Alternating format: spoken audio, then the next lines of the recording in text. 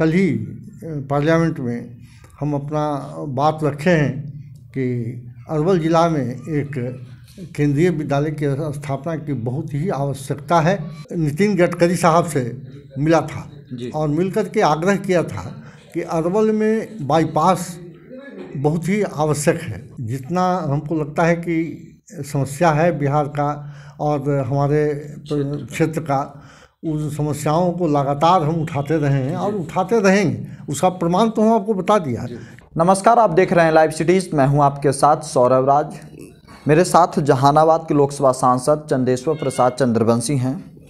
इनसे जानेंगे कि जो इस बार शीतकालीन सत्र चल रहा है ये दिल्ली में है, आखिर अपने क्षेत्र को लेकर के अपने जनता के लिए कौन से मुद्दे वहां उठाएंगे और कौन से मुद्दे को इन्होंने उठाया है और क्या इन्होंने अपने 2 साल के कार्यकाल में जनता के लिए कौन कौन से काम किए हैं। सर, इस बार शीतकालीन सत्र में आप अपने क्षेत्र के जनता के लिए कौन से मुद्दे केंद्र सरकार से मांग की है? देखिए, हम चाहते हैं जी कि हमारे क्षेत्र में शिक्षा के क्षेत्र में जितना ज़्यादा काम हो सके उसके लिए हम प्रयास करते रहते हैं। इसके अलावा सिंचाई के क्षेत्र में जी और सबसे ज़्यादा तो सिंचाई के क्षेत्र में हम प्रयास किए हैं और इसके लिए बिहार सरकार से भी बहुत सारा आग्रह किए हैं, अनुशंसा किए हैं और बहुत सारा काम बिहार सरकार करवा भी रही है जी। लेकिन इधर भारत सरकार से लगातार हम प्रयास कर रहे हैं कि अरवल ज़िला में केंद्रीय विद्यालय की स्थापना नहीं हुई है। अरवल ज़िला में जी। इसलिए हम कल ही पार्लियामेंट में हम अपना बात रखे हैं कि अरवल ज़िला में एक केंद्रीय विद्यालय की स्थापना की बहुत ही आवश्यकता है। इस पर सरकार विचार करते हुए इसकी मंजूरी देने का काम करे। अभी तक अरवल ज़िला में केंद्रीय विद्यालय नहीं है? नहीं है, अभी तक नहीं है। आपने मांग की है? मांग किया है। क्या उम्मीद है कि केंद्र सरकार आपके मांगों को मानेगी?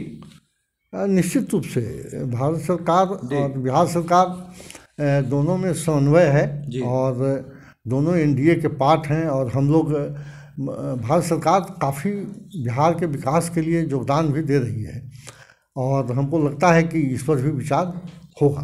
देखिए, हमेशा सांसदों के ऊपर सवाल उठते रहता है कि आप लोग जनता के हित में काम नहीं करते हैं सर, और बिजली हो, सड़क हो या स्वास्थ्य के क्षेत्र में आप लोग काम नहीं करते हैं।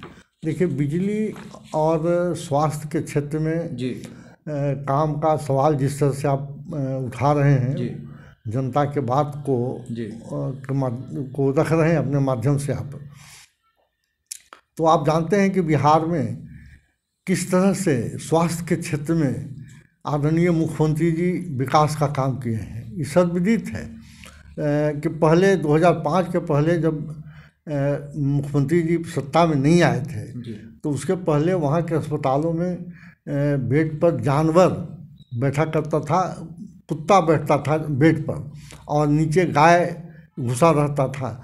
उस स्थिति से निकाल करके आदरणीय मुख्यमंत्री जी, उस समय कोई पेशेंट नहीं जाता था अस्पताल में। आज का स्थिति है कि बिहार के किसी भी अस्पताल में आप जा करके देखिए। हम तो कहेंगे कि इस चीज़ को प्रचारित करना चाहिए, आप लोगों को, जनता को दिखलाना चाहिए कितना भारी संख्या में पेशेंट जा रहे हैं और उनका इलाज हो रहा है।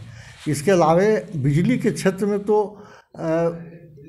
मैंने जितना उम्मीद नहीं किया जाता था उससे ज़्यादा काम बिजली के क्षेत्र में हुआ है। आज बिहार में हर घर में बिजली पहुंच गया है और रात के समय, दिन में तो नहीं लेकिन रात के समय में जब गुजरते हैं हम लोग क्षेत्र से तो दिखाई पड़ता है कि गांव का छोटा भी टोला है तो वहाँ बिजली जल रहा है। ये प्रमाणित है कि किस तरह से आदरणीय मुख्यमंत्री जी बहुत कम समय में बिजली को पहुंचाने के लिए उन्होंने वादा किया था कि हर घर बिजली पहुंचाएंगे, उस काज को पूरा किया है।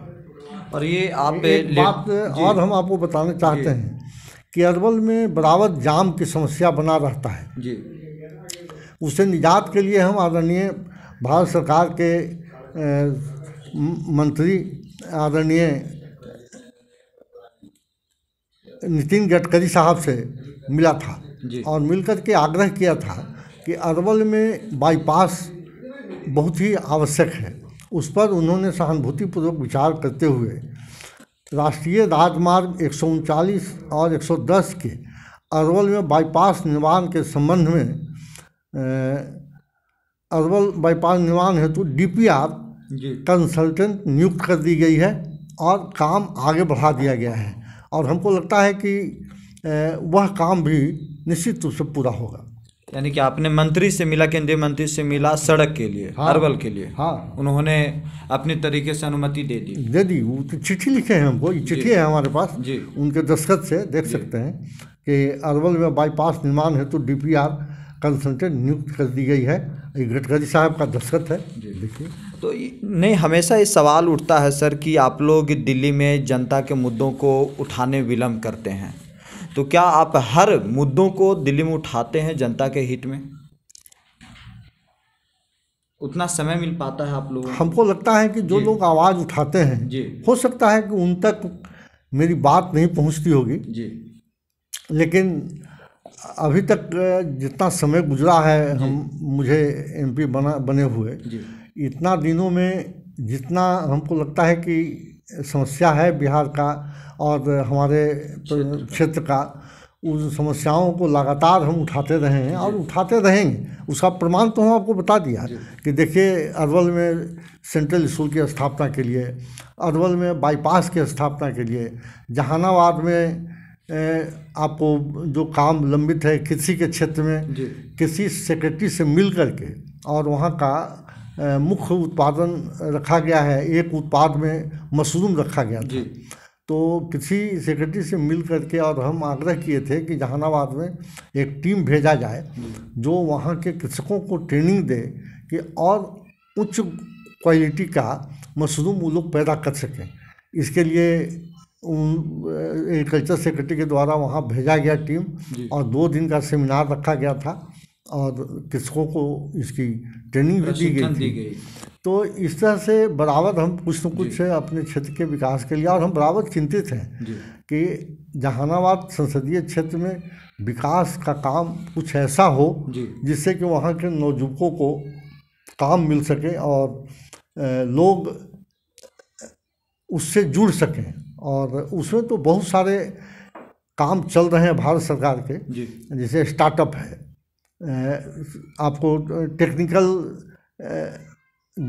शिक्षा से जुड़ा हुआ सवाल है, तो उन सब चीज़ों की को प्रचार प्रसार करने की ज़रूरत है। इसके लिए बराबर जिला अधिकारी और पदाधिकारियों से हम बात करते रहते हैं और हम इसके पीछे लगे हुए हैं कि जितना ज़्यादा से ज़्यादा सरकार की योजनाओं को प्रचार किया जाए और उसका लाभ वहाँ के अंतिम व्यक्ति तक पहुँच सके, इसका प्रयास हम करते रहते हैं। चलिए, शुक्रिया सर, थैंक यू, धन्यवाद।